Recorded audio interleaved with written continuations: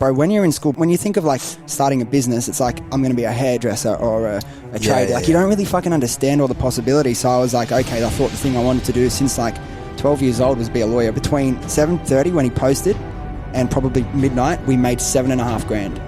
Our third day in business. The saying is so true. I've never met a hater doing better than me. Yeah. Like, no one punches down, bro. Knowing that where you are is where you're meant to be, and you just make the best of what you can make in that moment. Get to the point of, I know this is what's going to happen. Yes. Like the knowing is different to believing. If you're visualizing all these moments along the way of you exploring your path, how is that not going to wake you up? But I'm pumped up. I'm going to achieve that because I know I'm destined for it, and that's just a matter of time till it happens. Being you is a superpower, so learn who the fuck you are, and I learned in that moment that was not me. And if I had all the money in the world, all I would do is read books and think, how can I implement them in my life, and then potentially how can I pass that wisdom on to other people to share that, bro. Together we have clarity, direction, and success way beyond what we ever previously thought possible. Here's your host, Frankie Lee. First things first, guys, before we get started with this podcast, do me a solid favor and subscribe to this on whatever platform you're listening to it right now. Whether that's YouTube, Spotify, Apple Podcasts, I'd appreciate if you just hit that subscribe button, and it lets me know that the content that I'm putting out for you guys is hitting your ears at the right time. Much love. This podcast is sponsored by contentremoval.com. So whether you're looking to remove any images, videos, search results, fake Instagram accounts, get in touch with us at contentremoval.com. Welcome back to the Frankie Lee podcast. Today, guys, you are lucky because I've got you an Ecom banger. I know you love them, and I know you'll be fucking hyped for this one as much as I am. I've got the man here, Dylan Mullan, who took Happy Skin Co. from 0 to $20 million in revenue inside 2 years. Dylan Mullan, welcome to the podcast, bro. Thanks for having me, bro. Its name probably doesn't carry the same weight as Robin Sharma, so it'll be hard to follow, but I'll do my best. Mate, do you know what? Robin's a really cool dude, man. We're recording it just after I released the Robin Sharma podcast this week, but this will be out in another this will be out in like 5 or 6 episodes time. Mate, I'm hyped to have you in here because obviously you've achieved a massive amount in the e-commerce space in a short period of time, and even talking to you pre-roll, just hearing the insights, and there's so many insights that I know we're going to pull into this for the audience that are going to get so much wisdom from it. But where I kind of want to start with you is the fact of, like, you know, you were originally working like in the corporate sector, in the corporate job world. Yeah, bro. Just give me a feeling. You leave school, you get into the corporate world. What were you kind of doing before you discovered ecom, and like how did you kind of fall into this? Yeah, but it wasn't even that, man. I wasn't even straight out of school, bro. So there's been a full path all the way through school. I was actually I did pretty well in school. I was generally like one of the top in my class. And just, bro, when you're in school, particularly in Australia, I don't know if it's any different in the UK, bro. When you think of like starting a business, it's like, I'm going to be a hairdresser or a trader. You don't really fucking understand all the possibilities. So I was like, okay, I thought the thing I wanted to do since like 12 years old was be a lawyer, bro, because I thought I was smart. I wanted to wear a suit in the city every day, and I thought that was mad. And I hated maths, so I'm like, that's my best option. So I did that, got really good marks at school, went down to uni, and bro, I shit you not, like 2 weeks in, I was like, bro, I worked hard for like 4 or 5 years to get here, and I hated it. Yeah. I'm like, let's just see how we go, bro. And then I was like, I got up, I was doing my assessments last night. And like when you start an assessment the night before in high school, you start at 4 p.m, you finish at 10. But I was starting at 4 p.m, getting home from uni, starting at 4 p.m, finishing at 8 a.m. And I was driving down to Wollongong Uni with fucking no sleep, which is like an hour from Sydney, trying not to fall asleep and crash my car on the way. And then I got up to the exams and I realized, fuck, am I really going to study for these exams? They're making me so depressed, bro, so down. I'm like, no way I'm going to put myself through this.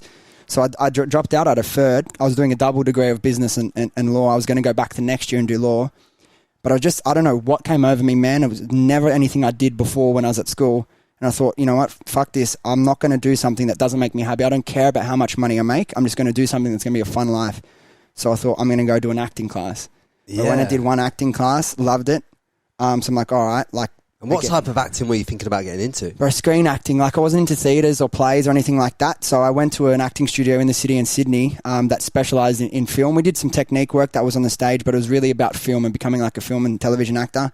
I did that for a few years and enjoyed it, man. Got an agent, and then like you'd go and audition for all these big roles like Riverdale, bro. I got a call back for the show Riverdale for fucking Archie, and you get close, and then like I was like the final two for this action movie that was going to shoot in the jungles of Thailand. It was like a Jean-Claude Van Damme remake from the 70s. Yes. And you get so close and you don't get it because like, okay, the dad has blue eyes and you don't look like this. And like, that's part of the game, bro. And I always knew that, but I realized I want to take more control of my life, bro. And I actually thought, nah, I'm going to go back. Let me try corporate, work my way up and try it that way. And I did that. And I worked in sales, bro, business development and marketing for like, oh my God, bro. I've done a business development role myself. Yeah. It was savage. Oh my God. I have so much respect for anyone who's doing cold calls, or you're walking at the shop and the guy bloke comes up and you want to, subscribe to whatever. Yeah. And I'm just like, sorry, mate. Like, I feel like I get it. I know, but yeah, I just so much respect for that's one of the hardest jobs in the world, bro. To call one of the jobs, bro.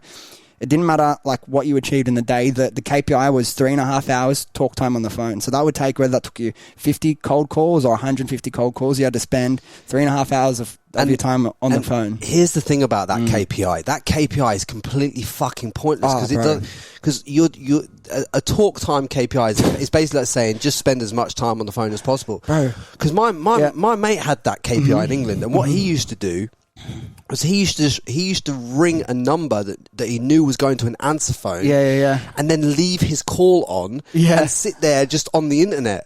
So he'd leave it. It looked like he'd been on the phone to this cunt for an hour.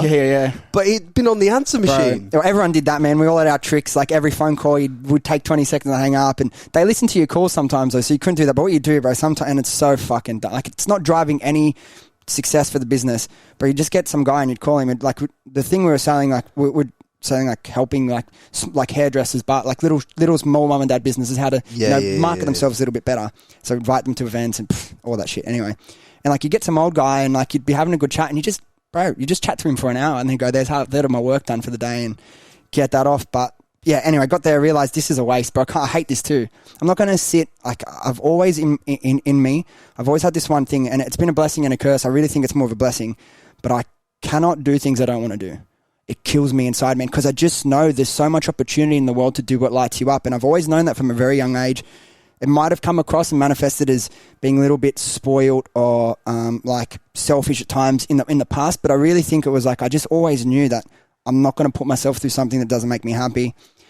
So what I did, I had a mate, George, I actually worked with at a gym, which was before corporate, working at a gym was fine. But we were very similar, very hard worker, smart guy as well. And we got together and we said, look, bro, we see all these e-commerce businesses succeeding. We're both two driven young guys. We're like, bro, let's start a business. So he came back. He had a Europe trip. We came back. This would have been like mid-2017. And we sit down and start talking. Okay, we know it's going to be Ecom because why? We don't have 50 grand in the bank. We've both got maybe 10, 15 grand saved from working these last 2 years in corporate. That's all we had. And then we look and we identified, bro, like, okay, where do we want to be in e-commerce? And then we looked at some success stories from Australia. It's all in beauty, man. Look, for example, we were talking about High Smile before. High Smile, like the goats of Australian e-com, if you ask me. Bondi Sands, look what they did. And we realised, bro, if you can take a product that was traditionally done in like a salon or a clinic setting and put it in a product where people can DIY beauty from home and get similar results. I love this. You're setting yourself up for success. So we did that. And then, bro, from the first day, we launched day one, bro. We probably spent $100 on Facebook ads. 11 p.m. I'm in bed about to go to sleep, bro. I get a phone call from my mate. He's like, dude, we just got our first sale. I'm like, no way, bro. I go over to his house, me in my pajamas, drive over, we crack a bottle of champagne. We're like, dude, this is the best day ever. It just proves the point that this product, we didn't know, like we asked, bro, hundreds of people on the street. We'd stop randoms or friends, anyone I talk to, hey, what's your experience with laser hair removal? Why have you done it? Okay, why did you stop? Was it too painful, too expensive? You couldn't bother going to the clinic. So we're chatting to all these people. And we thought we had a winner, but you don't know until you can actually sell something and someone actually pays you their money. You don't really know. The market. This is what people get so twisted. The market dictates you whether you've got something that's the best or not. Like, that's exactly right. When you finally get to number one podcast, the market has dictated that you deserve to fucking be there. Yeah. Do you know what I mean? You could sit there at number fucking 372 and sit there and go, I've worked so hard to get, worked so hard, why am I not number one? But it's like, nah, you work harder because the market's telling you haven't. The market always decides. It's not just hard work, bro. You have to be able to be self-aware and realize, hey, where are my shortcomings? What can I do better? And always be thinking, how can I improve? What can I change? What can I try? And not give up if it doesn't. Like for us, it worked really quickly. But if it doesn't work in a week or a month or a year, if that's your purpose and you're calling, don't give up on it. Or pivot, bro. Try something else. Do you know what I mean? Yeah. Anyway, the point is, cheers. Second day, no sales, bro. Third, we're like, it's all good. We knew it would take time to build. We launched in April 2018. Our whole goal for the whole year was to earn enough money so we could quit our full-time jobs and work on this the whole year. Third day, we had our first influencer post. Bro, 7 o'clock, I was about to go. What influencer was it? It was, bro, this is how we killed it at the start. It was from The Bachelor in Paradise, you know, the TV show. We hit up all the reality stars. They did really well for us for a while. His name's Davey Lloyd. I don't know if you know him. Don't know him. Anyway, bro, he posted this photo. He didn't even have the product in it. It was just of his bold chest, before and after kind of thing. Like, hey, look at my smooth chest. Funny, like it was just a bit of banter, bro. We between 7:30 when he posted and probably midnight, we made $7,500. Our third day in business. Wow. And this was, bro. What was the cost of the actual influencer post at the time? Just we sent him the product. That's fucking good, isn't it? Bro, it was a bit lucky with him in particular because we sent him, he had about 20K. We hit up a bunch of people, say, hey, this is our product. We'd love to send it to you. If you can do a post and story, that'd be awesome. And he was actually a legend, bro. He said, yeah, no worries, did it. As you know, when you launch things, it got delayed probably 3-4 weeks, and then we're finally launching and they were on TV 4 days a week, man. And by the time we launched, he had 50,000 followers. And he's still like, you know what, I agreed to do a post just for the product, whatever. Did that, banged it out, $7,500. The next day we made like $5,000. So, bro, I get on Instagram, I DM every single person on the show. And now we've got a bit of cash in.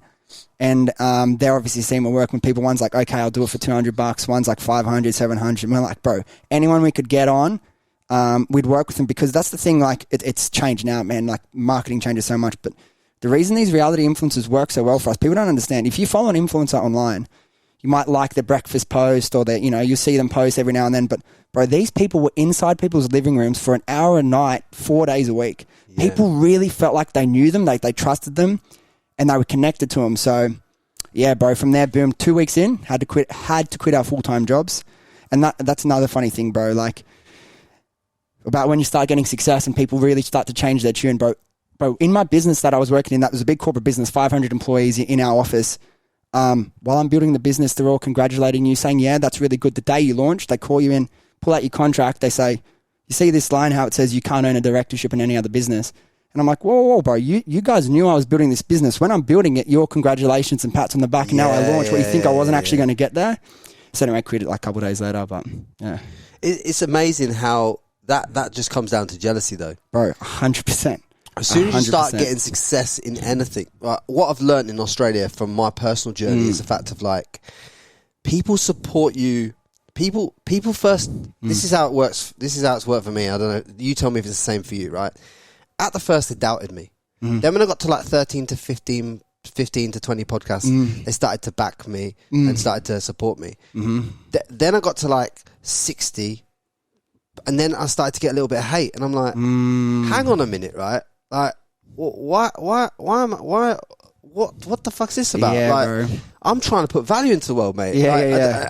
And I just didn't understand. I didn't understand it. But then someone was explaining to me like how this tall poppy syndrome started. It started kind of in Australia type thing, and it's kind of like, you know, when you start to see a bit of sunlight, people start to try and cut you down. It's like, and you know, I just see it with so many creators. And I was talking to Juzzy about it, who has Bread Gang TV yesterday. It's like he's having success and people are starting to shoot at him. Like, you're having success and people start shooting at you. And it's like, this was your first taste of that because they never thought you were going to get to the point. Bro. And the funny thing is, man, 6 months later, who comes asking me for advice with their business? And you're just like, all right, look, I'll help you out. I'm not going to be the bitter, but because what it does, it triggers something in them, bro. And you always have to check yourself.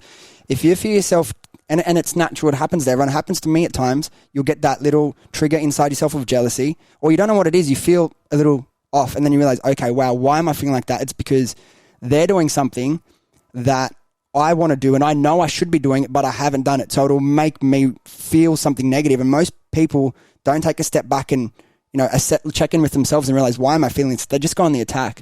Like I'm sure, bro, you tell me this, when you start posting content, you start, you know, recording to yourself, so many people start hating on you, bro, who you're trying to be and all this stuff. But half the time it's because they wish they could do that. Well, they can, but they just don't. This is it, right? You're totally right about that, Dylan. Right? It's like, and this is value for you guys. You got to listen. You got to put your ears around this. But the fact is, like, what Dylan's saying is true. Like, if all it is you are looking in a mirror when you look at someone and you bro. judge someone, you're looking in a mirror, and that mirror is reflecting something that you want or something that you'd like to be or become.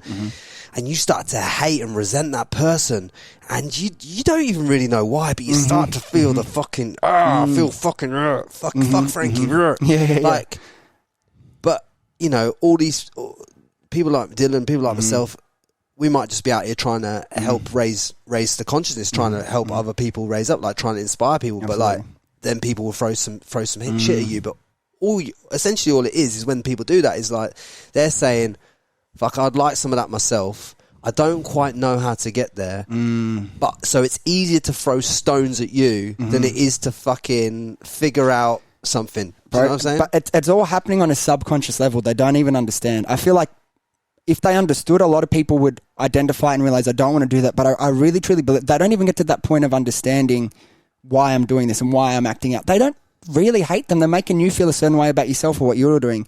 And it's the classic thing. I see so many people like, well, you would know with your business, so many people cop hate articles and all this stuff. But it sounds harsh, bro. But like the saying is so true. I've never met a hater doing better than me. Yeah, like, no one punches down, bro. No one's like, you know. So there was this guy from the Sunshine Coast who listened to one of my e-commerce podcasts that got like 90 long messages this long saying about how much value someone got from the podcast, and he wrote on my YouTube video, Frankie, you talk too much, and all this, that, and the other.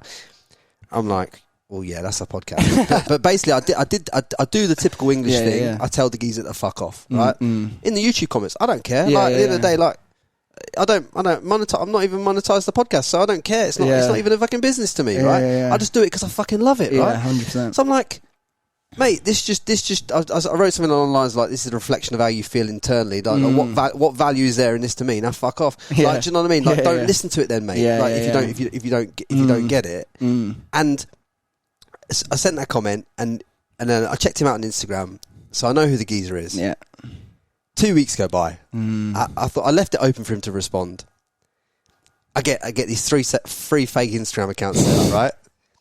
Bearing in mind I can track these things and find out who's behind them anyway. But I don't need to track this because it's like I know it's obvious. Oh, you're so rude, and he starts to come at me. He starts to hate on me. 3 different Instagrams commenting on all my posts, and I thought, how has this guy got enough time to create 3 fake Instagram accounts to come at me on social media? To call me bald, which I'm like, mate, I love being bald. You think I didn't realise? I love being. Like, I've called myself the bald geezer for a reason. To come at me and to come at me about the podcast, and it's like the same thing that you experience. And it's like, how do these people get the time and essence to do that when they could be putting their time into listening to content like this, to listening to other content that might inspire them, to kind of figure shit out, to kind of move the needle in their life? And it baffles me. It baffles me daily. But like you say, I live in the business of removing hate online. I look after people removing hate online. And it's guys, when you hate on other people, it is just inherently showing you something that you need to fix within yourself. It's got nothing to do with the other person. Like, bro, and I really don't like, because I believe, I don't know what has created this, you know, big societal thing where everyone just is like drawn to the negativity. I don't want to judge these people. Like, it's these podcasts, and like being truly honest with yourself is how you can identify these shortcomings in yourself and start to improve. But I remember the first Daily Mail article about us. We did like, I think it was the 12 million or whatever it was. I can't remember which one was the first one we did. And then you get going. I really truly didn't care. But we go in the comments like, oh, it's probably bullshit. No, it doesn't work. He's lying. All this stuff. And I'm just thinking like, why is it like, why do people go straight to that? And I'm like, if you even just read the whole article, there's before and after, like many before and after photos there that show that it worked. And I just realized, why do people just are so quick to hate? And then someone's like, oh, it's probably not even all profit. And then someone comes like, yeah, obviously, bro, like it's still like a really good thing to achieve. It's like, obviously there's not obviously profit. It's not all profit. But at the end of the day, you know, even if you turn over 12 million and it's 6 million in profit, like it's still $6 million, exactly. Right? It's a great achievement for a young man to achieve. Right? We should all celebrate that. Yeah, we should all celebrate each other. You know, and it's just an inherent thing. It happens in all countries, but what I just really need people to understand is that when you have any resentment towards myself or anyone else, it's just literally it's actually teaching you something if you want to look at it. It's teaching you about yourself. The reason why resentment creeps in, and I've had resentment for other people that were more successful than me in the past, and the reason why resentment creeps in is because it's to self-identify within yourself that you've got some form of insecurity and some shadow that you've got to lean into and fix, right? It's showing you something about yourself. It doesn't mean you're a bad person, because we all have these shadows that need to answer. But that is the reason why you're triggered. You're triggered because there's a shadow there that needs to be answered, and that's it. It's the trigger, and I can speak to that 100%. I felt the same thing, and we were speaking previously just before we went on, and like a big theme in my life over the last year is purpose and spending more of my time doing the things that light me up. Not, I've created this successful business. I need to be in the office 8 a.m. to 8 p.m. every night and hustling on that. So what kind of triggered it in me, and I'd obviously never act out and send these messages to people, but like I'd never get triggered by someone's business success. I had a decent amount of that was not something that triggered me, but for me, something that would make me feel at times a little bit shit inside is like, okay, someone who was going and putting out all this content or speaking at more events than me, and when starting a podcast and all these things I know I want to be doing, and because that was something in the back of my head was eating me, that's why that would trigger me. So I identified that and realized I'm in control. I can start to do these things. I celebrate those people for doing it and use it as inspiration rather than making it a negative thing. Yeah, 100%, mate. Because like you said there about the podcast thing, a lot of people that might hate on a certain podcast, whether it's mine or other people's, it's like you're only hating on it because probably you've always deeply wanted to set up a podcast, or you'd love to be doing this. You can be doing it, but you have to massively back yourself and put your money where your mouth is if you want to do it. And if you want to do it at a certain level in the podcast game, you've got to understand there's not much money in it at the start for a lot of years, and you have to front load it with a shitload of cash and time and effort. And you've seen the setup that I got here and everything else that people don't see. You have to front load that, and there's no guarantees. And there's no guarantees that when you front load it, you're gonna have success. But here's the thing: enjoyment is success. Big time. Do you enjoy? I enjoy having this conversation with you, and I've been buzzing about having this conversation with you.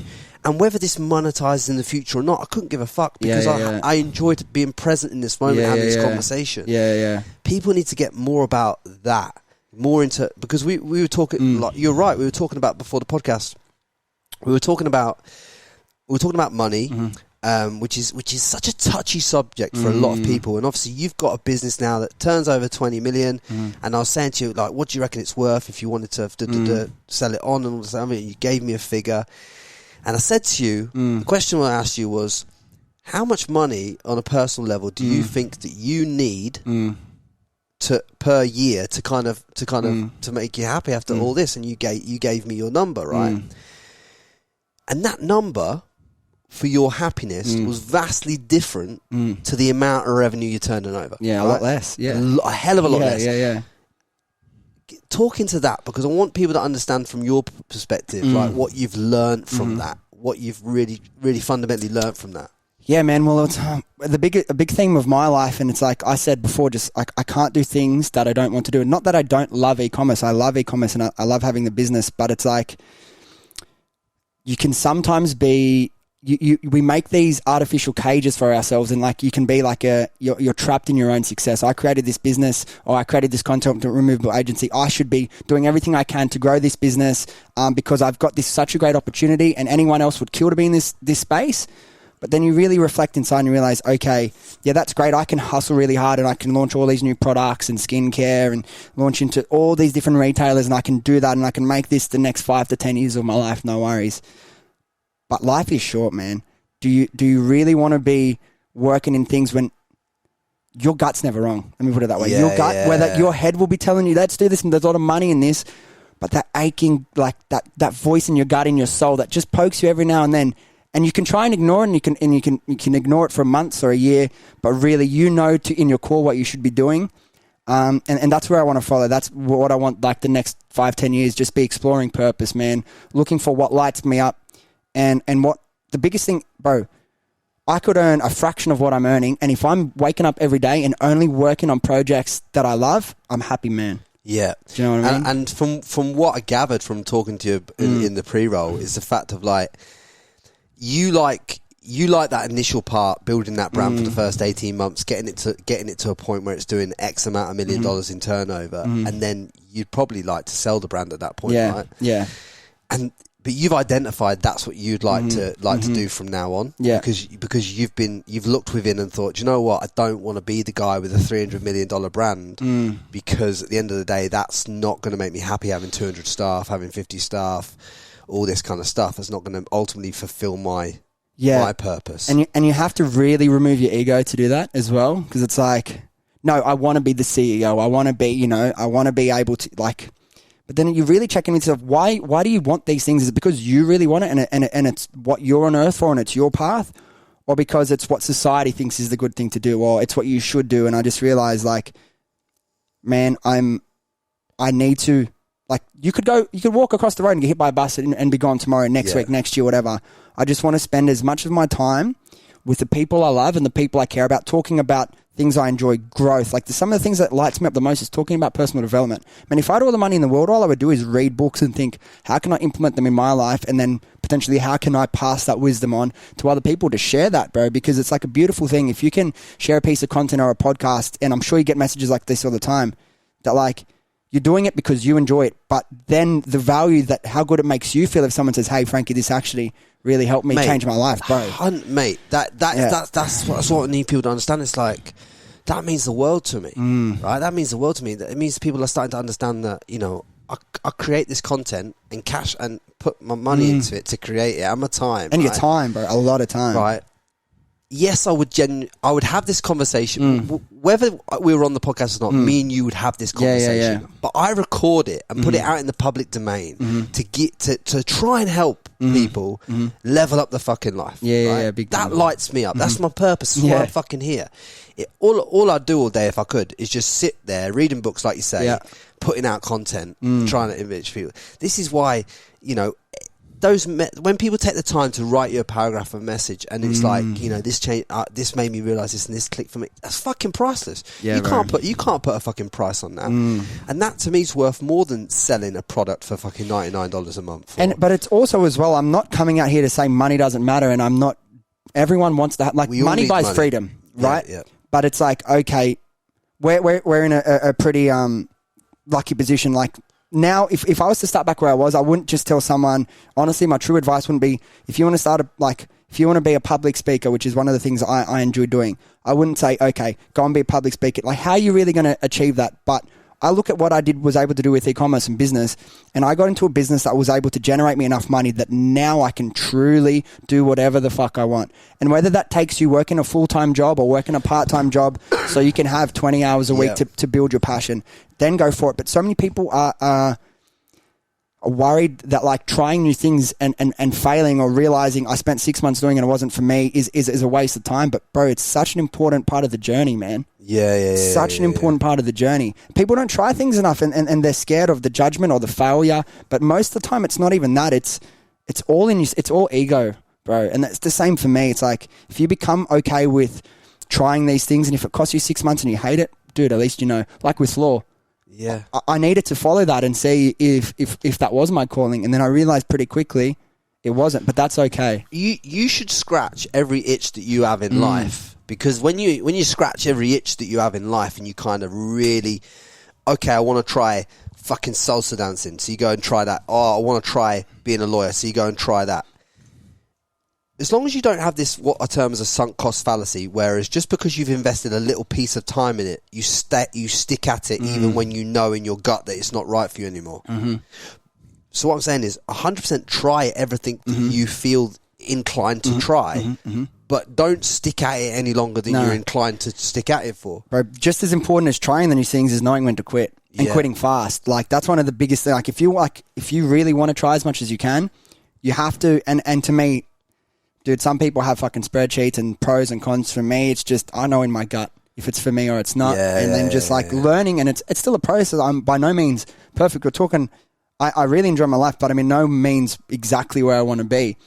And the things that get me the closest is when I listen to what my gut's telling me and my soul, my purpose, rather than what's my head and society, and okay, this is where the money is. Or But for the analytical people out there, you can set yourself up, when you're in a good headspace, you can set yourself up with frameworks to work from, what you will and won't accept in your life in certain areas, right? And then when you're trying to make a decision, you can default back to the framework that you've set up for yourself, and you can implement the framework when you're not in the best mind to make the decision, or when you're making the decision emotionally, right?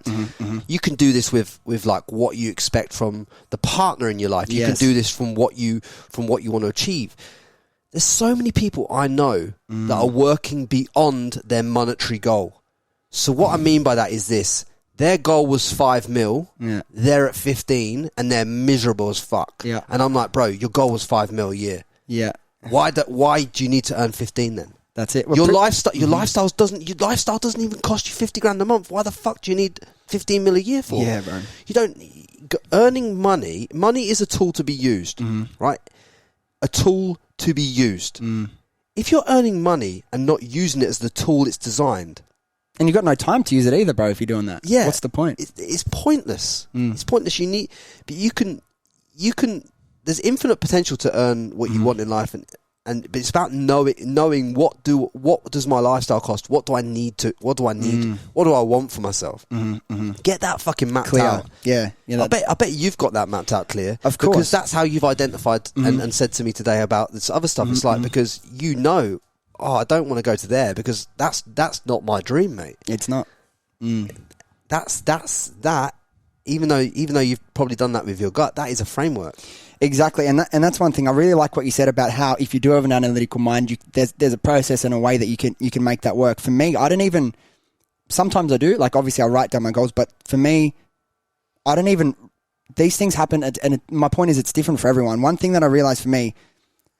Big part of my last year, 2 years is like, okay, I've been able to achieve success and I've been able to change my life and get to a point where I was slaving away working in a shit corporate job to now I have the freedom to work when I want, where I want. You know, I hire my best friends, my brother, my cousin. Like I've been able to do a lot of cool things, and I realized, okay, now my part of my journey I'm in now is how can I've been able to do that for myself, and a lot of the things, the changes I've had happened on a subconscious level, or the daily practices that I did were maybe subconscious or they were conscious, but I didn't really break it down to myself, because now I'm at the point I'm trying to break down what I do and some of the things that have helped me have success and be able to understand it in a way when I can teach that and explain it to another person, because not everyone's going to do it just like me. But if I can, I just really love the way you articulate it. It doesn't have to be the same for everyone. The way I say is how I do it doesn't have to be the way you do it. You know what I mean? Yeah, because like Lester Javelona, right? Massively successful for his age. For anybody in the world, you know, he turns over like 5 to 10 million a year through his dropshipping stores. Wicked. He's doing really fucking well. And he was showing me about his process about planning all this stuff and this, that, and the other. And I was like, yeah, that's great, but that's not going to work. That won't work for me. That's too much. That's too much detail. I like pen and paper. Rather, I don't like. You can put all this stuff on Notion and spreadsheets and all that shit, right? But the truth of a man comes out with pen and paper. The real truth, because you can put anything you like on a fucking spreadsheet and it looks great. The truth comes out on a piece of paper. Like I've said this to people so many times. It's like write down the list of all your most audacious goals, right? Then then open up the next page and be like, you've got 2 pages open now. Top. Who is Frankie Lee, and write down who you actually are in this moment. Everything about you, who you actually are. Write down who the fuck you want to be on the next page. And then from the incongruences you see, if you've been radically honest with yourself, from the incongruences you see on each page, that tells you what you need to do to go from there to there. And then you can put the frameworks in place to go from there to there. You can't do that until you've been radically honest with yourself. Absolutely. Nobody's sitting down with themselves and being radically honest about what they actually want. And you cannot hit a fucking target if you don't know where you're going. Yeah, big time. And that's as simple as I see it. The thing is as well, but you said one thing, like you have to be radically honest.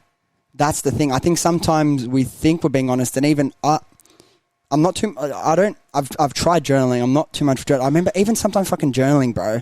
I'll be journaling in my private journal for myself, and I'm fucking lying, bro. Yes. I know I'm lying as I fucking do it. Like, why can't I be like, and I know, and that's like the point of, okay, my gut's there, but my head's not quite ready to accept it yet.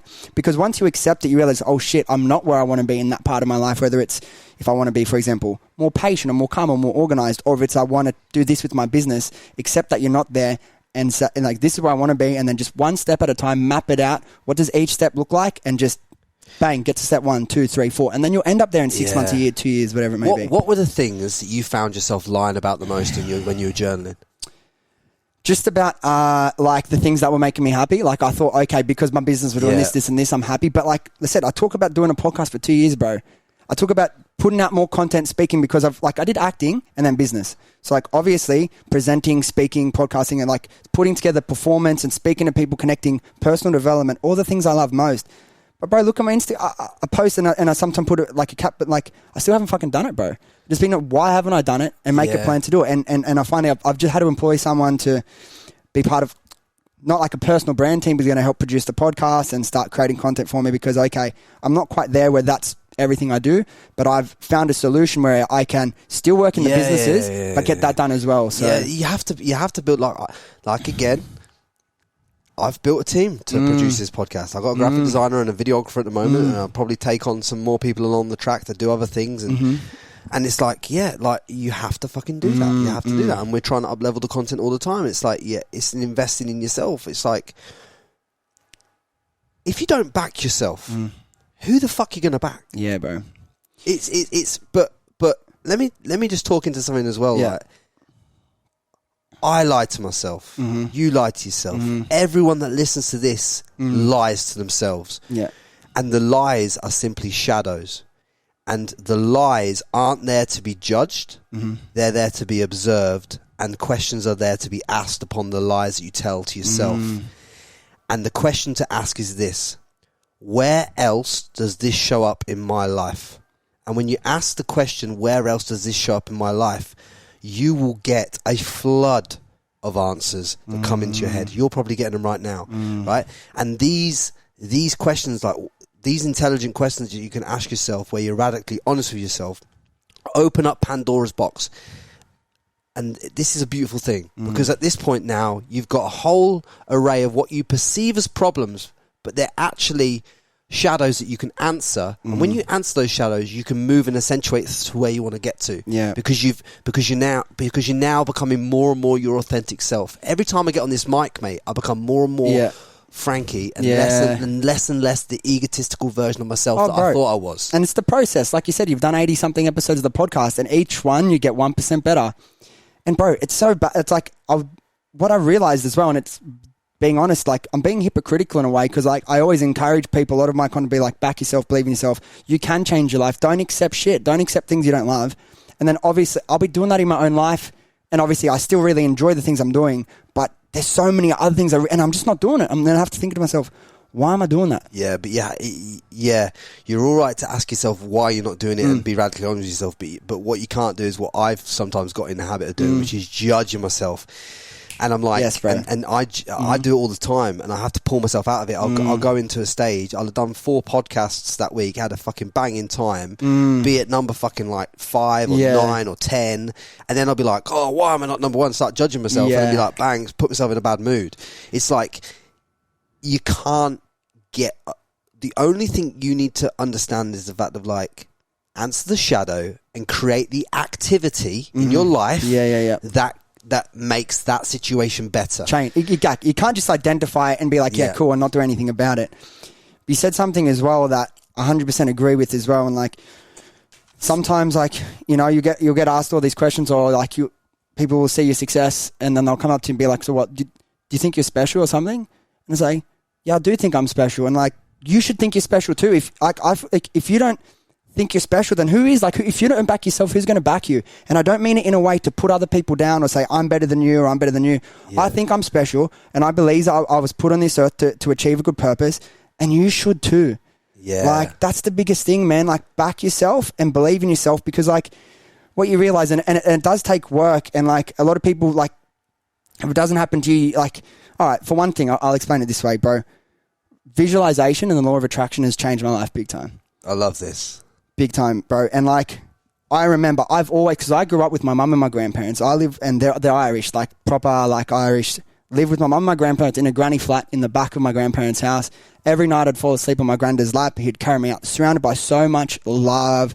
I was never told I couldn't achieve anything, encouraged, right? So that childhood built me up with a really good base of self-belief. And then I remember, bro, even me and any of my friends will ask, or people from school, teachers, whatever, I always had a lot of confidence and self-belief naturally. But even me, bro, having that base, I remember when I was acting and like you'd be auditioning and you get through these stages for all these really cool roles and then like you think you can get it. But again, I'm lying to myself. I really think, nah, it's too big a dream. It's not going to happen to me. And then when I realized, looking back in my life, when I had been successful, I used to be a big daydreamer in school. And I just daydream about my goals or things I wanted to achieve. And what I was doing, and I didn't quite realize yet, was I was, in a way, practicing the law of attraction and visualizing. So when I realized that, I read The Secret like everyone does. And this was right before we launched Happy Skin Co. And then I was reading, okay, I've kind of subconsciously done this all my life. I'm going to do it consciously now. And me and my business partner, George, we'd work on the business in the months before we launched. And then sometimes we'd crack a bottle of champagne, just like celebrate the small wins. We'd go out to the park across the road from his house. And we'd just talk about what we're going to achieve. And it's moments, getting our first sale, then our first factory, our warehouse, first $1 million, whatever it may be. And then I wish I could give it to people in a way. You just have to trust the process, bro. And then once one little dream comes true, then the second little part. And like if you start visualizing for things and truly manifesting them, and one by one they start coming true, you realize the power of this is infinite. But you really have to get to the place of believing. So what I do when I visualize, man, when I say I don't visualize, I time travel. So when I'm there, I let myself feel the emotions, right? We're talking, the Oscars was the other day. I used to act. Obviously, a dream I had would be I'd want to win an Oscar. So how I would visualize that now if I was in there, which is I didn't quite do it back then, but now with my experience of harnessing the whether you believe in this or not, harnessing the energy of the universe and just being in that alignment and putting that energy out to the universe and attracting it back, what I would do now, I wouldn't just visualize myself and the winner is Dylan Mullan and then my speech. So what I'd do, I would break it down. I'd visualize how I got my agent, and then I'd visualize the first couple films I did, and then I'm on a different film working and I bump into the director of the film, I end up winning the Oscar. I visualize that whole process. Oh, let's go out for dinner. I want to talk to you about this role. Yeah, you're visualizing the whole thing, the whole journey to get there. But when I'm there, bro, I could be driving or I could be sitting in my dark room with my eyes closed, bro. Each visualization, it's not like a 5-10 minute thing that's a chore. Bro, I am living these things out. Each step along the way, the Oscar might be the 10th thing, could go for half an hour, and I'm fucking living it, bro. There's tears in my eyes. I'm feeling the joy, the emotions. Yeah. And, bro, once you can harness the emotion with it, dude, like, it's just so powerful, man. Yeah. Like, if I could give that to everybody, I would. But it's my one thing, the most important thing that I introduced into my life that helped it just increase the rate of success and change in my life. I visualize most days about where I want this podcast to go and how it's going to get there.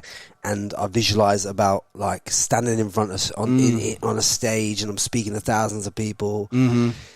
And it's like I've already experienced experiences within boxing and being a trainer and that, where I stood in front of like 14,000 people and I've walked out and I've heard the crowd and I've thought so I know what that kind of feels like, so I can kind of put that into context and imagine that, but for me, you know what I mean? Yeah. And it's like you feel that, and there's been some fucking times, mate, when I've gone and meditated, gone into these deep visualizations where I've come out in tears, bro. Yeah, because it makes me emotional to think that that's it. But one thing I've learned for myself as well as what you've just said, and I 100% agree with you, because it's all about, and I didn't realise this at the time, but it's not about having a goal to get to a destination. No. It's about feeling into the journey of getting to pivotal points.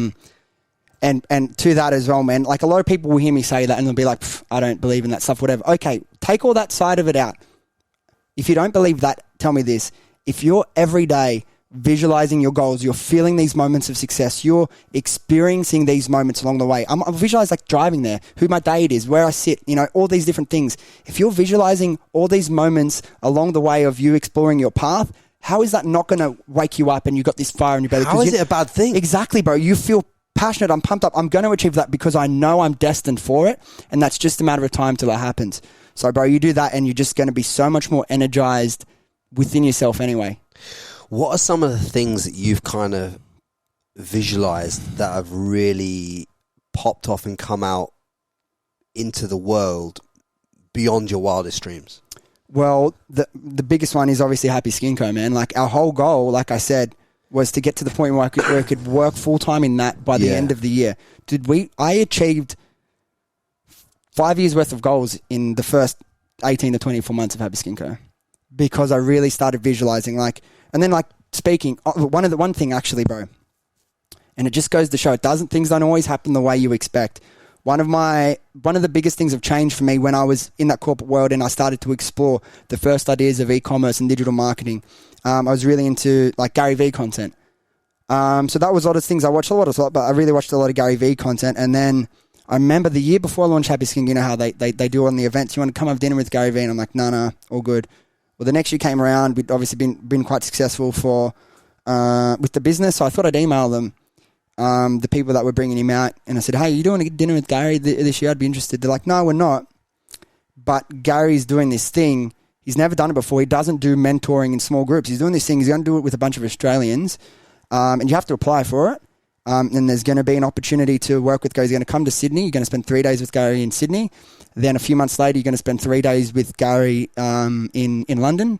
And then at the end, you're going to come to New York in his offices and you're going to spend 4 days with him and his team there. She said, do you want to apply for that? I said, fucking oath I do. So I put in an application, my thing, and obviously the rate of success we got and the fact that I was in e-commerce and I was so young, he was interested to like potentially mentor me, and then said like, okay, the first step is you send it to the people bringing him out. They approve it, goes on to the next step, which is Gary's team. They approved it. Next step before you can get accepted is Gary has to call and you have to have a chat with Gary. So bro, they send me the number he's going to call off.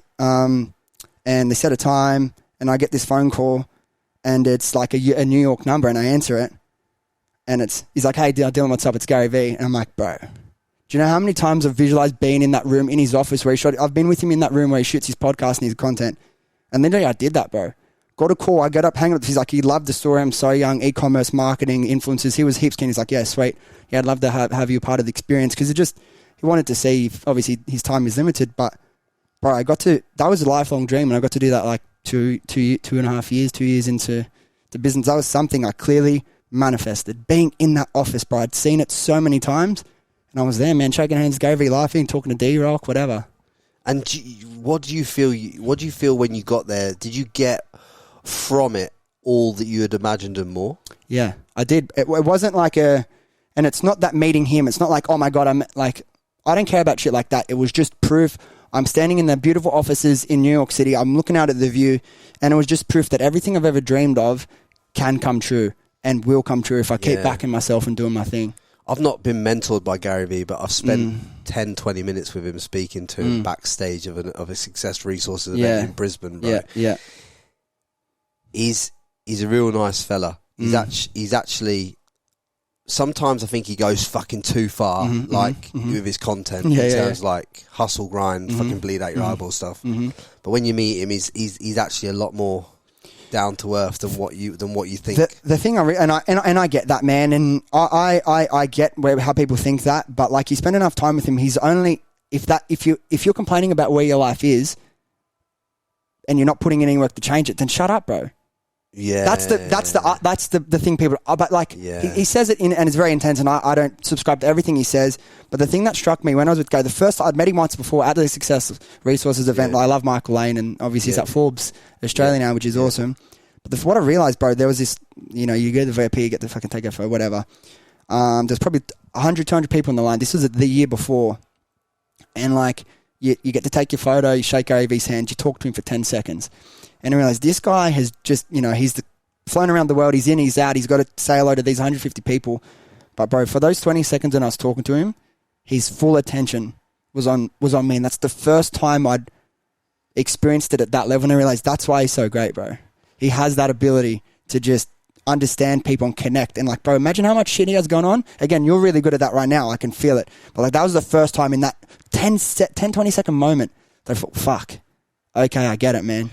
I like this dude. Presence. Yeah, bro. It's about not only having a presence of character in terms of like the way that you turn up to the world, but it's about being present in the conversation that you're in so you can get the most out of it. Because too many people, I find, are always, and it's not visualization. It's not visualization. It's thinking about their future, how their future is going to be, but not in a way of visualization, in terms of a way of like, it's going to be like this. They're thinking about things they're going to be doing in the future rather than being in that moment and enjoying that moment. Yes, man. Because it's not, yes, visualize. And there is a time and a place for the visualization, probably about half an hour to an hour a day of visualization. I would fucking 100% back you 100%. But don't be visualizing whilst you're in the, because that's not true visualization. True visualization happens when you're succinct, alone, and present in that moment with the visualization.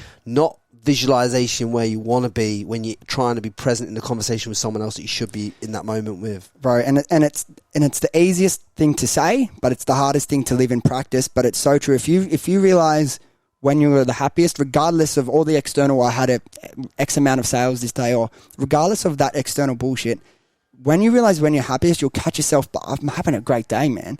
And why? Is like, because you are where your feet are. If you can just be in that moment and just whatever it is in your experience and you're not thinking about, bro, that is pure bliss. And like, whether it's meditation or whatever it is to get there, like, if you can be where your feet are and that's it, it's just so happy, man. My mate rings me the other day. He goes to me, this person's fucked me, this business has fucked me. I was like, well, brother, slow down. Everything that's happening in your life right now, whether you like it or not, is meant for you. There's nothing that's happening. There's no, where you are, the situation you're in, everything is right for you in this moment, right? Whether as even if you're going through some form of cancer or this, that, and the other, and you're going through a journey of fighting that, and you fight it and come back off the other side. There is a reason you're going through that adversity in that moment. You know, you might have your body might be showing a cancer in the body because what it's trying to show you that you need to slow down, and then you fight the cancer, you beat the cancer, and then all of a sudden you're on stage doing what you're most passionate about. Right? There is a reason that you feel like you're being fucked over in this moment. There is a reason that's happening, and you have to be fully present with the fact that where you are right now is the only place you're meant to be right now, because you are here right now. Right? And that's it. And it's that perspective shift, man, and it's so powerful. It's life isn't happening to me, it's happening for me. And it just exactly like what you're saying, it might not always be what you expected or the way you thought your day or your week would go, but there's a reason it's happening, and then it might show itself tomorrow, next week, or it might not manifest for a year. But always, like, how many times to have a bad thing happened, bad at the time, or an opportunity you lost, and then 6 months later you get this way better opportunity that's so much more right for you, and you realize, fuck, if I did that, I would have missed out. And like at the time you're like, why is this happening to me? And then like, it's all part of the process, man. It's all part of the journey. It's like, don't take on that victim mentality where things happen to you, because as soon as you take on this mentality where life's happening to you and it's a bad thing, you discourage and push away the opportunities, and because I believe in energy, bro. Yeah. And there's an energy about me, hopefully, and there's an energy about you, and when I meet you, we gravitate, and we're just in this we're in this engulfed conversation about all these fucking hype things that we're doing. Bro, you forget everything outside these four walls, bro. You forget everything, and we're both like fully present and fucking, it's exciting, and it's all good, right? Yeah. More people should focus on that, because that's, could I be sat here thinking about the fact that I'm not seeing my family in 3 years and being all depressive about it and all that? Yeah, when I'm meant to see them, when it's meant to align, when it's meant to happen, it will happen. But in this moment, I'm meant to be in Australia. I'm meant to be podcasting. Yeah. I'm meant to be doing things that the height. I keep raising the bar. I keep doing these things, and it's about knowing that where you are is where you're meant to be, and you just make the best of what you can make in that moment, and the judgment can just fuck off. Yeah, and it's not always easy, and I'm fucking far from perfect, man. Because like I'll catch myself at sometimes. And this is kind of, there's part of the reason is because, I haven't always felt like I'm truly working in my true purpose. So that's part of why it's niggling at me a little bit. But there's the same thing is like, sometimes there'll be so much going on. I have a couple of businesses I'm working on, and all these projects I'm starting to ask, and then all these relationships you have to manage with people, and you're trying to help people and all this stuff. And then sometimes, not that I ever feel, it doesn't quite get to the place where I feel sorry for myself, but then I've got to realize, bro, like, pressure is privilege for me, and like, you don't always enjoy every part of it, but it's just part of being who I am and what I got to do. And like, it's not always like, again, I'm like, we're not sitting here as these two perfect people, bro. We're still on our own journey to getting to that place. And it's we're just trying to be better. But I think one thing you said there that kind of really fucking hit me was the fact of like, you can, all this, we put so much pressure on ourselves, bro, right? Big time. So much pressure. And what we've got to understand is Happy Skin Co. is a vehicle that's going to facilitate your next stage in your life. Mm-hmm. ContentRemoval.com is a vehicle that will facilitate me and growing some parts of my life. Mm-hmm. They're just vehicles. Exactly. They're not the end goals. They're not. But sometimes we can resent the vehicles that we're in. But we're lucky we built the vehicle to get us out of the situation in the first place. Yeah, bro. If you remember back, and I remember back, I turned up in this country with $6,000 and a bag of clothes, right? Yeah, and I've been broke twice in this country in the early days. Really fucking badly. Smacked in the mouth. But those experiences that I thought were the most negative experiences in the world instilled the fundamental grit to get up when you're knocked down and keep going. Do you know what I mean? And even though I cried both times I was broke, I cried my eyes out because I had to go to my mum for $1,000 one time because I was fucked, right? But what I'm saying is, like, in that moment, and I didn't think this in that moment, I don't ever claim to think it, but I went through a bad time and I thought the world was against me. I would have got through that bad time a lot quicker if I'd understood that this was happening for me, not to me. Because I wouldn't be where I am right now, and I wouldn't have even set up ContentRemoval.com, and I wouldn't have even got to where I got to in sales and all this other stuff. And I got sacked from my first sales job. I got sacked, right? They didn't think I was good enough on the phone. The reason why I wasn't good enough on the phone at that job was because I was following a sales script, and I can't follow scripts. That's why I don't do question and answer podcasts. I do conversations. I don't do question and answer. I can't fucking do it. It's impossible for me because I like to connect with people, right? If I'd connected with people in that first BDM job I'd had, I would have sold shitloads of stuff. But they wanted me to read from a script, and I can't do it. It's unnatural. Yeah. I'll go to the next sales job after I get sacked. I go and become the highest selling salesman inside 3 months. I outsell 4 or 5 other salesmen combined, right? What's the difference? The difference is I'm not using a fucking script. I'm just talking how I want to talk. I believe in what I'm doing.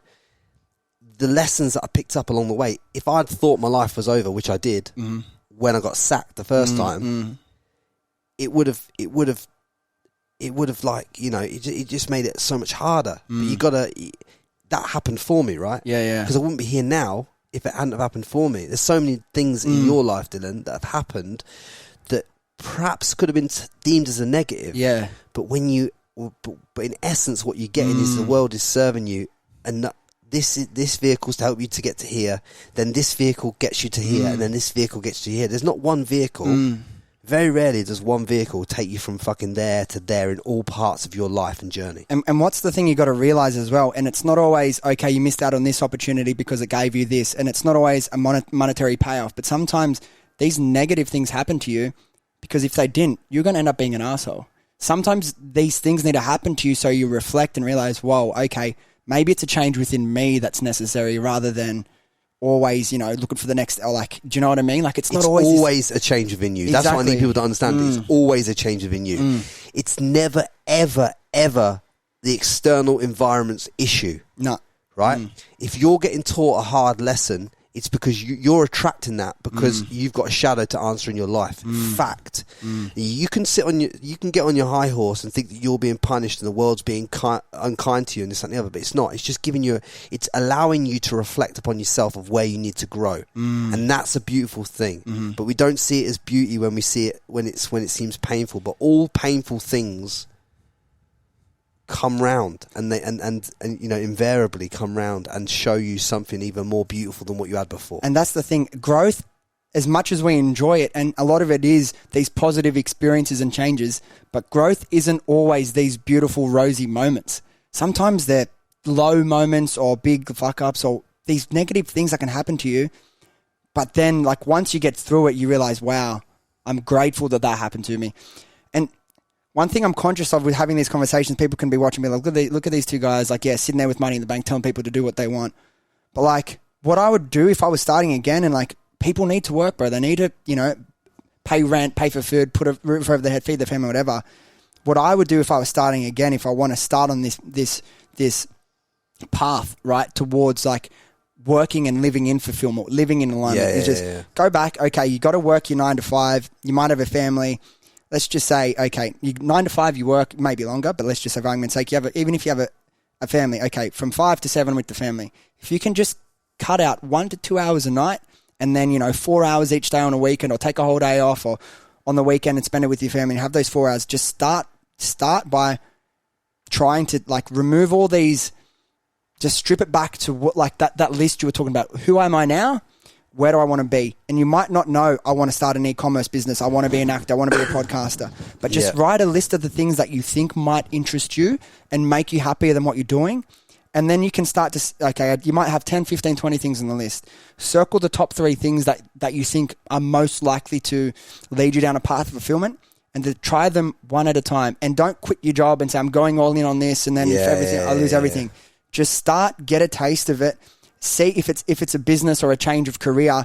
Get it to the point where it's earning you a bit of money before you make that leap. But just get to that point. Be so honest with yourself. It needs to cover your minimum needed. Exactly. Yeah. Your minimum needed weekly before you jump it, because there's so many I get so many DMs about, oh, Frankie, I want to start a dropshipping store. Oh, Frankie, you know, I've listened to your podcast with these ecom guys. I want to start a brand. Lester said it the best. A lot of you guys that have success in ecom, it really pops off for you on one store, and it's usually one of your first ones, right? Fact. Some people are made for the ecom space.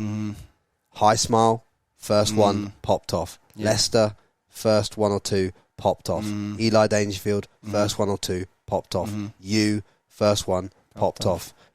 If I look back, Stacks, popped off. Yep. Davey Fogarty, popped off. What I'm saying is, these people that achieve what you want to achieve in ecom and inspire you, they found that ecom was the right thing for them. They went in on it, they tried it, and it popped off. You might try ecom, and it might not pop off. It doesn't mean that there's something out there that's not going to pop off for you. Yeah. But don't just assume that everyone has to have this ecom store, because I think that a lot of people, especially a lot of people listening to this podcast, want this e-commerce business. I've made good money in life from service business, right? And you know, I've had an ecom brand, a little one. Yeah. Grew it, shut it down. Only a few months, drop shipping. Pain in my ass. Absolute fucking pain in my ass, right? When it's right, and I'll set up an ecom store again, and it'll pop off, and I'll learn something. But for your first, when people are out there first testing things, like Dylan, I don't know whether you agree with this or not. It's like, try the ecom, but if it doesn't pop off in your first 2 or 3 stores, maybe pivot and try something else. Maybe try and be like the TikTok ad guy, or maybe try and be the fucking YouTube ad guy, or maybe try and, you know, grow something else. I don't know. But don't get caught up in just having to be ecom, because I think a lot of people get caught up in it having to be ecom. But a lot of you guys that are successful in it, like I say, have massively popped off from the skills that you've learned doing other things and because exactly, this is what people I want people to understand about you. You've probably fucked up a lot of other things. Perception fucked up, but actually it was all part of your journey. You might have launched a Facebook ads company and it flopped, but the Facebook ads, then you implement into your e-commerce brand, pop off, right? That's what I'm trying to get people to understand. It's like, don't just assume that there's going to be skills that you learn when you start this journey from this e-com store. Whether you perceive yourself successful or not, there's skills you learn within it. Oh, bro, and I was thinking this the other day, not even about ecom. I still believe, like for me, ecom is one of the best vehicles to change your life because of the low barrier to entry. There are other ways. Any sort of service business, whether it's running Facebook ads, graphic design, whatever it may be. But I was actually thinking this the other day, bro, everyone is in sales. Bro, having that sales experience and just understanding the process of sales, it's like, I fucking hated it, man. but it's come back to benefit me so many times, whether it be how to write an email that's going to get someone to bite back and give you attention, or, you know. Me and you, before we had any success online, selling services or selling products, what did we both do? Fucking sales. Everyone who listens to this podcast before they start a business should go and learn sales and or marketing at some form of level and copywriting. When I think back to my journey and I look back at yours, there's so much copywriting in that. There's so much, you know, learn how to build a Shopify store. There's marketing. There's sales. There's knowing how to communicate with people. There's doing brand deals. There's communicating with people so that you can do influencer deals.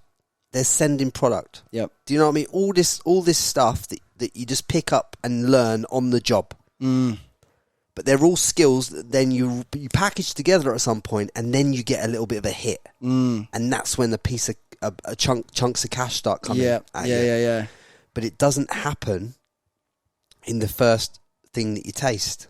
Yeah, it doesn't always, man. And then going back to acting as well, the technique that I used in acting was called Meisner technique. Right. And that's come back to benefit me in many aspects of life, because in just conversations with dating, with girls, with having like these podcasts or speaking on stage, because what the essence of that acting technique is, what we would do is we'd have to act out a scene with not using a script, with only using what, like, behavior. So I'd say, you know, you're angry, I'm angry. So we have to learn to communicate without saying words, and to do that, you have to be so in tune with the other person's emotions and feelings, and being able to understand where they're energetically going and what they're feeling, not based on their words, but off their energy.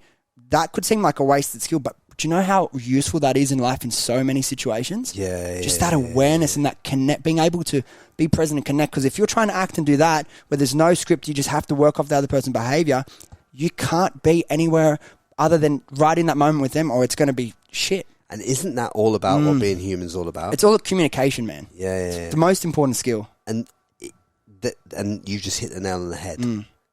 Before you go starting anything, in the biggest investment you can make is into your communication skills. Big time. Because that helps you negotiate a deal with a Facebook ad guy that you're going to need. It helps you negotiate a deal with your YouTube guy. It helps you negotiate a deal with suppliers. It helps you negotiate all these things. It helps you to sell things to support this e-commerce brand that you're starting. It helps you to go and sell things over here for someone else while you're supporting your dream. The most important thing is communication and sales that people learn first. Because when you learn communication and sales, even if the only job I believe that people should have on the planet is sales. Like, the only job I would advise people to do is sales, because you learn so much about yourself, and you learn so much about others, and you learn how to learn when to talk and when to shut the fuck up in a sales environment.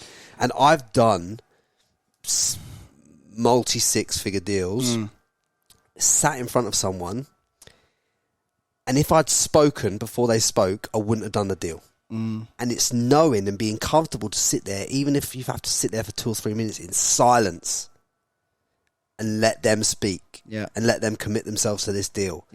That is what has to happen, right? And it's knowing that and having the conviction to back that fucking feeling. That you learn that in sales, and the resilience as well that you get from it. And you probably would notice this when you started to build out a bit of a team, and that's what you mean. Like, this, whatever business you get in, there's going to be challenges. But one thing I wish, not enough people, not everyone's going to get this experience, but I wish everyone either had a taste of what it's like to be in sales or to run a business, because people think, oh, you're doing X amount, fucking $100,000 a day, whatever it may be. Oh, it's so easy. Like, you have all this, but like staff, some people, like, especially the younger generation coming through the early 20s, like there's a lot of like self-righteousness, and they expect everything just to realize, okay, I'm going to do my best I can to make everyone happy and give everyone the environment that they need to succeed.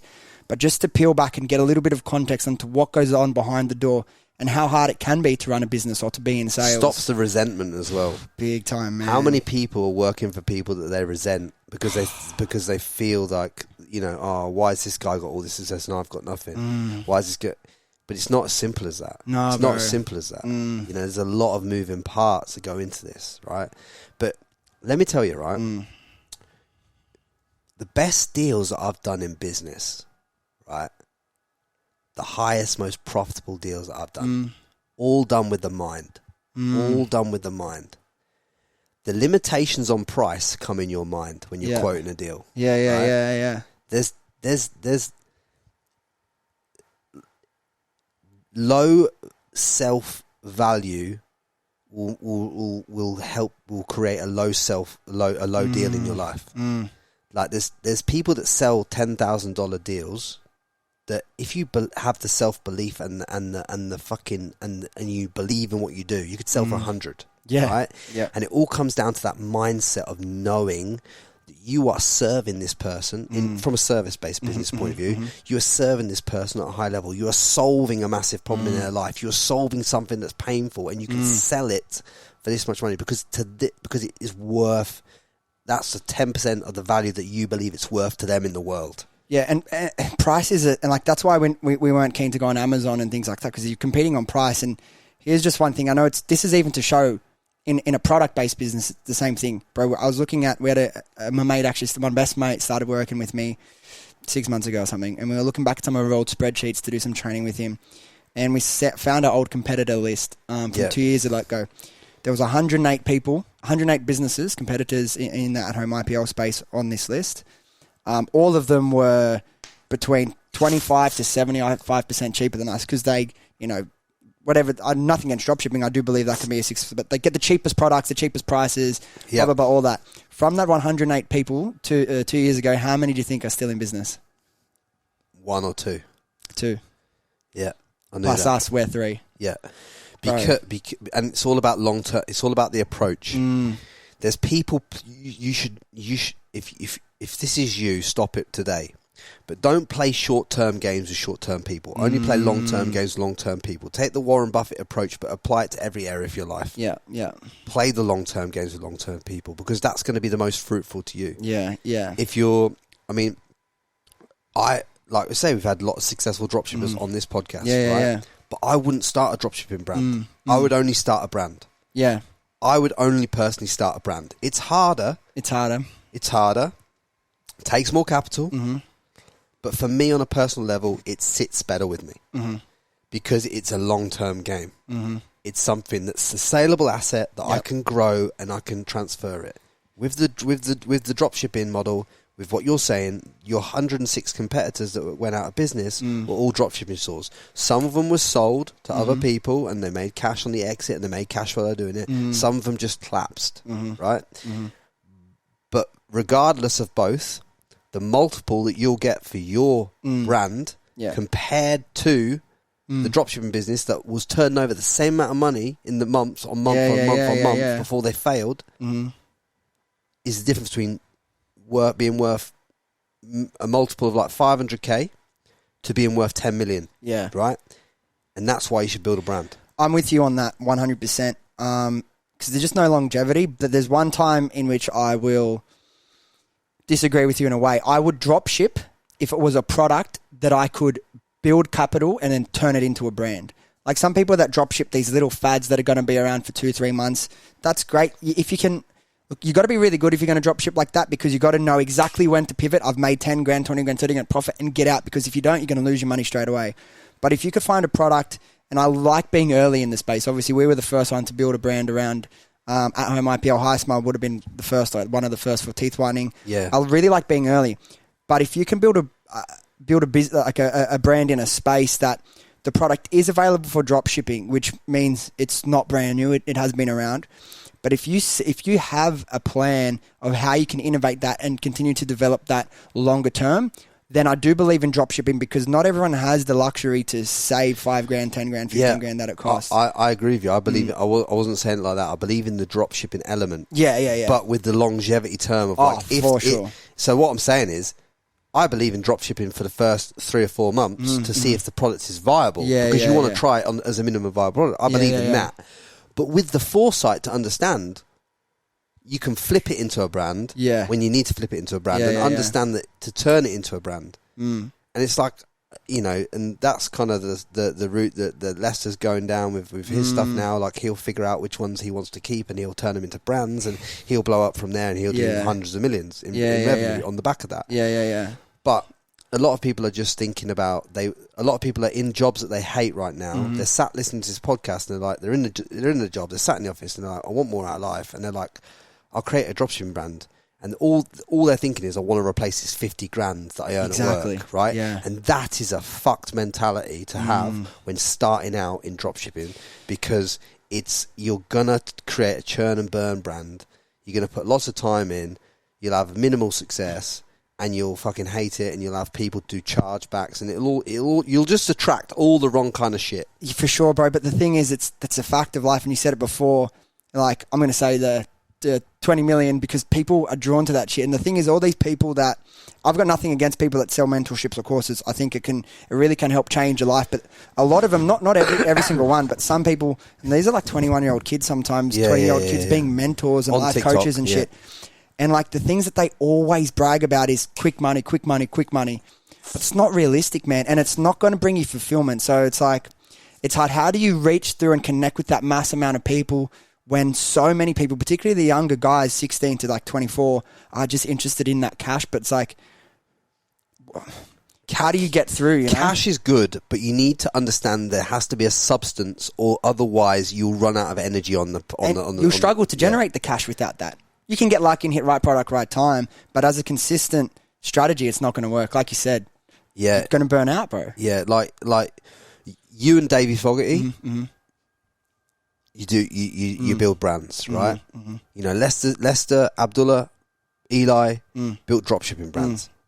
Both successful. Incredibly, yeah. All successful in your own rights. All took a different approach, right? But I want people to understand, you're 5 fucking unicorns in a whole sea of... It can be recreated. It fucking can. 100%, no doubt. But... before you get to the point where you decide to start an ecom brand, you need to understand yourself. Yeah. Right? And this is what I need people to get in this podcast, because there's been we've done a lot of ecom podcasts, but this is something I want to hammer home in this one. It's like, understand who you are, and then, and what you want and what you need in life.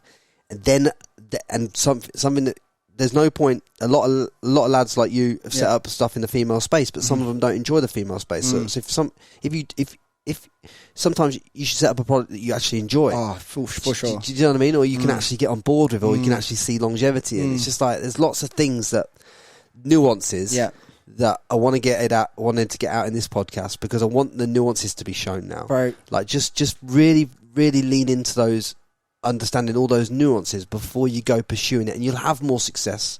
Bro, and people, sometimes they roll my eyes at me. I'll go on an e-commerce, this isn't an e-com, but I'll go on an e-commerce podcast and I'll ask some questions, and like, I'll always turn it into more than 50% mindset, because it's the person behind the brand. And particularly if you're going to back yourself, you need to make these changes in yourself, make these changes in the way you approach life and you back yourself and you approach new challenges and situations. Because I can give you 5 to 10 tips of what I did that increased profitability or turnover of my business. But without the foundation, you're really going to struggle to be successful, and people don't want to hear it, man. But that's, I try and like, I put up a couple months ago, 2 months ago, I put on my page, and I understand my followers mainly have come from speaking at events, and it's about business and e-commerce. So I don't hold it against anyone, but I said, do you want me to share more e-commerce content or more like mindset and personal growth content? And it was like 67% e-commerce, and I thought, like, that's where you're going wrong. That's where you're going. That's where you're going wrong. And that's why when I have people like you on the podcast, I don't spend the fucking time talking about your Facebook ads. Like, how do you set up your ad account and shit? Facebook ads and getting a ROAS and all this bullshit that people get trapped up in e-commerce podcasts, and about how you're doing this multiple and all this. It's all crap, mate. Because that's why I asked, one of the questions I asked when I spoke to High Smile was about their relationships with their girlfriends and how they've helped them ground themselves to be able to achieve what they've been able to achieve, right? Questions that other people ain't going to ask, because that's what I need you to understand. It's like, the essence of everything that you achieve in life comes from who you believe you are and how you feel inside and how you feel internally and how you turn up and everything and all that abundance mindset that you have. And it's when people like yourself come on here and drop this knowledge, and it's like, we can talk about fucking ROAS and we can talk about TikTok ads, but that's not going to help you because that's tactics, and tactics don't take you where you need to go. And don't get me wrong, I will talk to you about that. But if you don't hear things like this first, they're going to fail you, and you're going to say, this guy doesn't know shit what he's talking about because it didn't work for me and I tried it. But underneath that, so many other elements weren't there first. And I think you just need to take the time. And like, if you're one of the people listening and you're like, nah, I just want to know how to make money.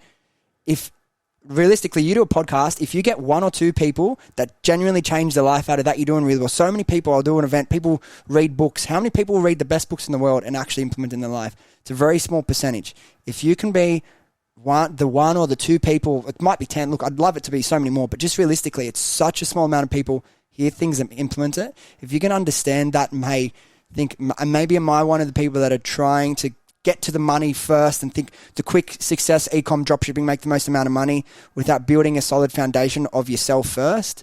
If you can change that and realize it might not make you richer next month, but in 2 years, 3 years, 4 years, I guarantee you'll be in a better spot in your life. Yeah, 100%. And there's plenty of videos out there on YouTube, freely available, from people in the trenches, like, how do I run ecom? How do I run TikTok ads to my dropshipping store? How do I set up a Facebook ad account?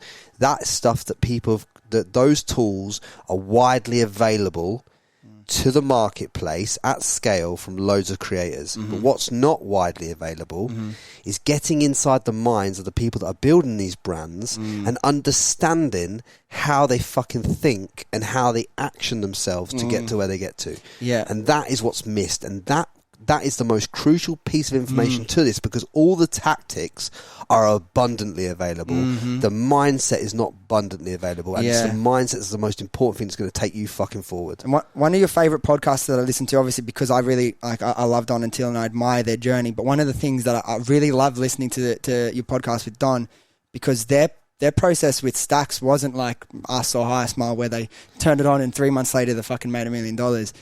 You just have to see what went on underneath behind that. The person he had to become. Yeah. And now the success and all the fruits of the labor have come years later. Not even 1, 2 years, 3, 4 years down the track. So it's just patience as well. And you said something, and I want to get your thoughts. So like, I want to change the way people think. People will say, I think I'm going to be successful. And then what people say is, no, I believe I'm going to be successful. But I don't even really like the word believe, because if I say believe, there's still that 10% airy-fairy bullshit like, oh yeah, I believe it. Like how I was when I was acting. I thought I could land my dream role, but there was that little voice in my head that thought, nah, who am I for my dreams to come true? Yeah. But it's get to the point of, I know this is what's going to happen. Yes. Like the knowing is different to believing.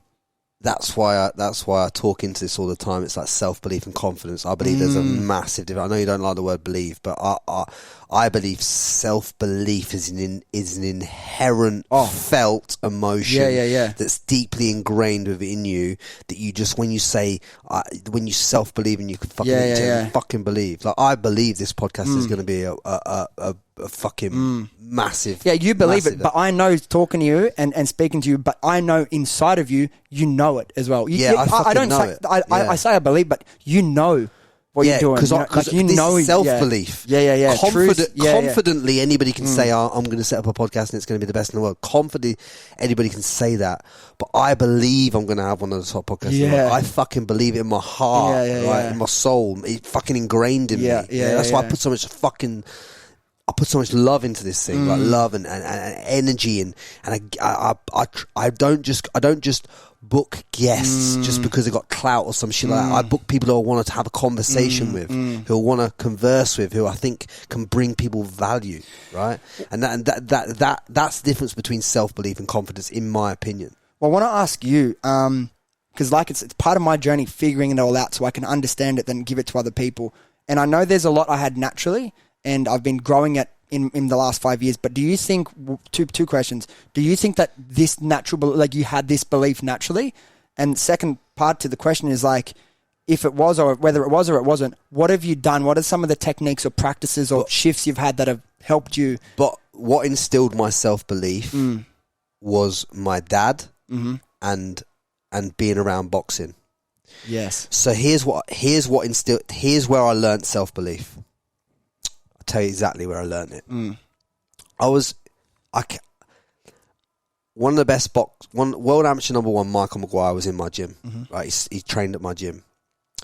He had been to prison for hitting someone, right? But he was world amateur #1 before he went to prison. one of the most decorated amateurs to ever come out of the UK. I'd been training my ass off. I'd sparred him a number of times, right? I was pretty useful to some degree, but he was a fucking world level thing. But picture the scene. I'm useful. I'd been sparring at Stanford ABC. I'd been sparring some good people, and I was at Vic Gym, whatever. He comes out of prison. He comes to the gym. He's fat. He's overweight. He's meant to be about 9 stone, 8.5 stone, 9 stone. He's probably weighing in about 11 stone. I'm 10 stone. I'm in fucking shape. I'm a bigger frame. I've got quite good hand speed. I can handle myself in certain respect. We spar, right?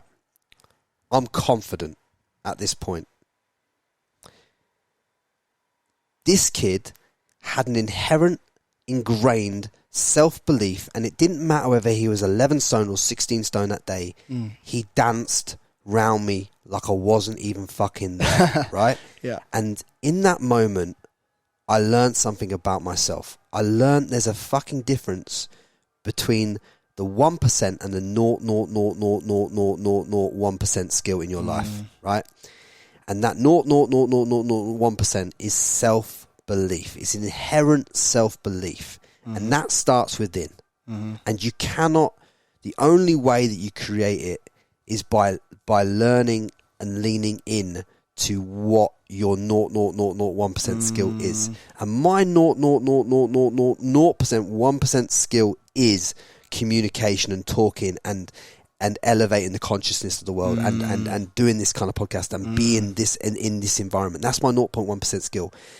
And it's about finding that and leaning into that. And that's where I learnt self-belief. And when I was sat on the side of the canvas, I knew on that day that boxing wasn't for me because I knew boxing wasn't for me because I just didn't have it at the nth degree, right?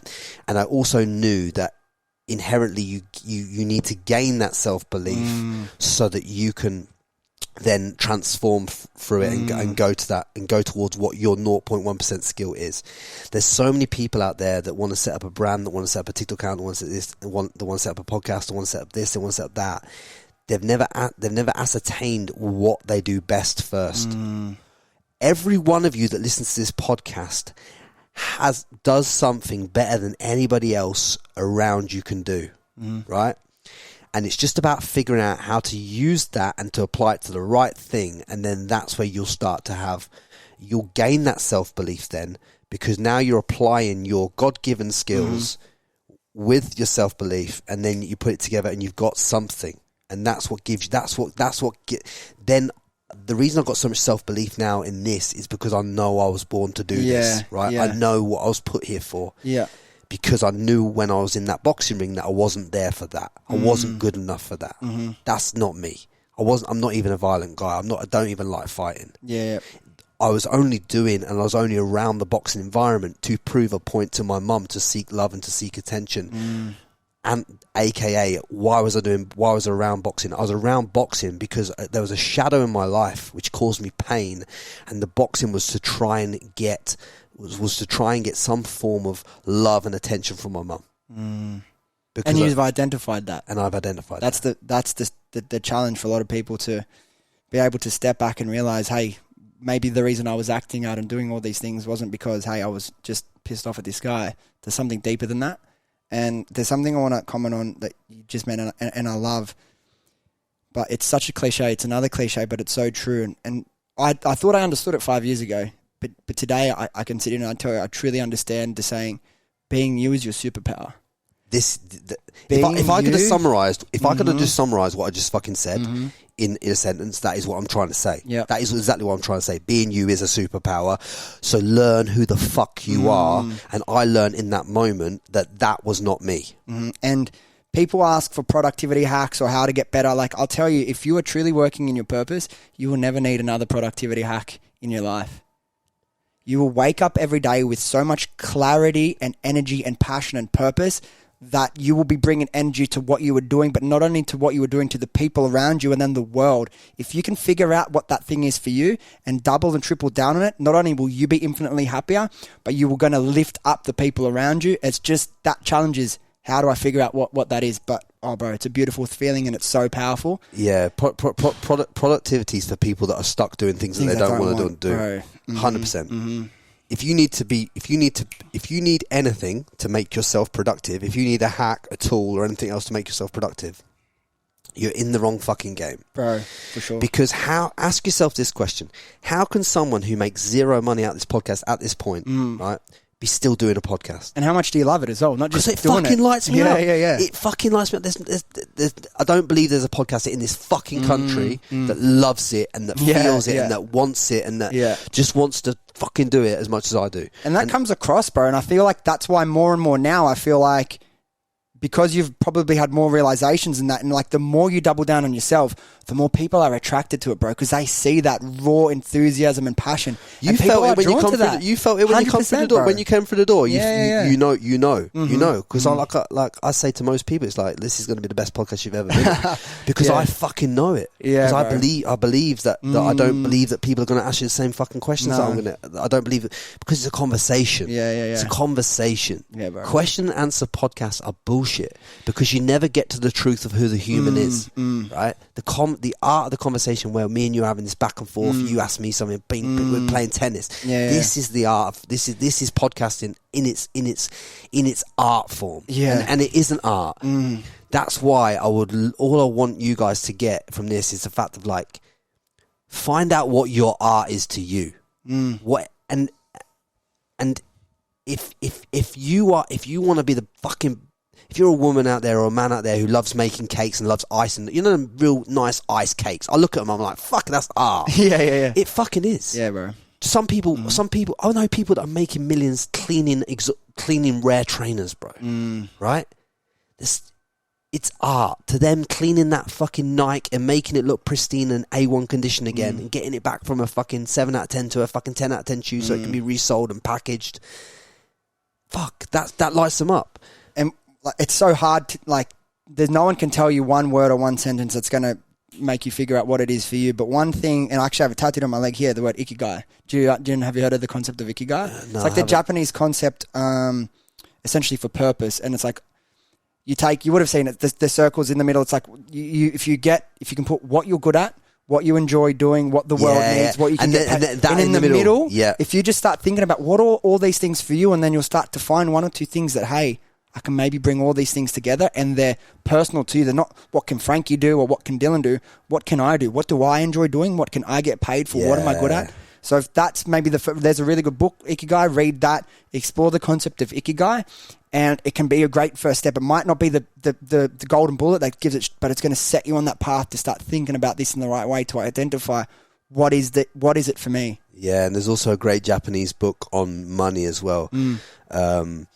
And also The Courage to be Disliked is also a great Japanese book that's written about it's a personal development book about accepting who you are and moving forward through that. So definitely read The Courage to be Disliked as well. Yeah, I actually just I just bought that. I haven't read it yet. But, bro, it's a sick book. Something as well that changed my life, reading. Like in school, bro, I used to fucking hate reading. Yeah. Because you didn't. You only hated reading because they were making you read something you didn't want to read. Yeah. Everybody loves reading, but the thing is, people aren't reading what they love. They're reading what society wants them to read. They're reading a textbook for university, or they're reading a newspaper. Just read what you enjoy, and then reading becomes an enjoyment for you. But even again, this just really goes to show how important finding that thing is for you, that spark that lights you up personally. I'm reading another really good book now. Have you heard of Stolen Focus, Johan Hari? Yeah, I've heard that. Yeah, it's pretty good, man. I'm enjoying it. There's a lot of really eye-opening facts and things. But it's just very statistical book. A lot of statistical book, and there are some things that you can do to help avoid like attention spans lacking. But the thing is, bro, all this book, and I do really enjoy it. I rate it for sure. But I truly believe if you're working in that purpose, that passion for you, you don't need you're not going to want to be checking your phone every 5 minutes, replying it. Like if you're working in that, all that stuff fades away. It's the challenge is getting there. Mate. Yeah. And that's why when just being in these conversations, mate, and how how much it lights me up being in these conversations and being at the point in life where I can have these conversations at scale. Yeah. And then share them with the world. It's like that fucking buzzes. I buzz my tits off. Do you know what I mean? Like, I buzz my tits off with it, and it fucking lights me up. But the one thing I want to say, mate, before we go, is, and I ask a lot of people this. So if you've got to check out the world tomorrow, you can't take none of your 20 million brand with you. You can't take nothing with you. You can't take none of this. We all go to dust, mate. At the end of the day, we all go to dust. But if there was one pearl of wisdom in terms of a paragraph that you could pass on to the generations that come after you in terms of wisdom, and you could summarize a statement up, what would it be? Look, bro, I'll give it to you in one line, and then I can expand. But it's all you need. And I don't mean yours in general. Whoever's listening, your dreams can come true. You are no different to anyone else that's done it before. You are a human being on this planet. If you decide what you want, and particularly if it's aligned with your purpose, if you believe in yourself and you're determined to get there, your dreams can come true. It's not, it can't happen to me, it won't happen to me, what are the odds? I've done it. I've changed my life. But you need to get clear on it. Get clear on it.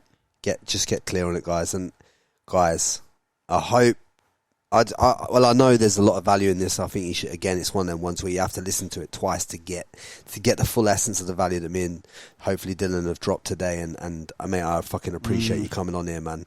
Because honestly, like I say this every time I do a podcast, but it fucking lights me up. Yeah, bro. It makes me emotional just fucking thinking about it, because it gives me that much fucking purpose. But guys, if you are getting value from these podcasts, which I fucking hope you are, do me a fucking favour, drop me a message, drop Dylan a message, let us know what you pulled out of it, what you got out of it. You know, share this on social. Like, I know that you might have shared 5 other podcasts or 1 other podcast before, but please, every episode that resonates with you, please share it with your social media following. Help me grow this thing. It's the best people that listen to the podcast come from the other best people that listen to the podcast and they keep growing. So like, all of you that I value so much, like, can add more people to the train. And all I'm asking for you to do is that every time you get some value from this, is just to share it with as many people, whether you text it to your mate, whether you chuck it in a WhatsApp group, whether you put it on social media, just share it with as many people as possible. And that's all I ask for the cost of entry of being here and listening to people like Dylan drop knowledge like he's just dropped on here.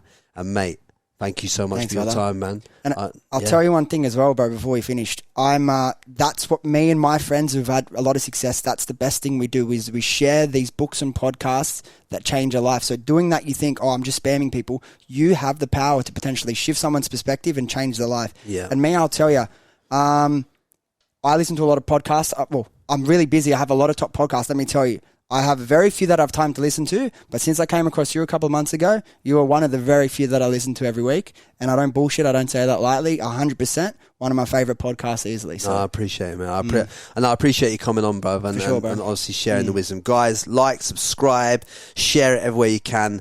And we're back next week with another banger. And fucking hell, I'm just hyped to bring it to you. Much love. Don't forget to subscribe to the Frankie Lee Podcast.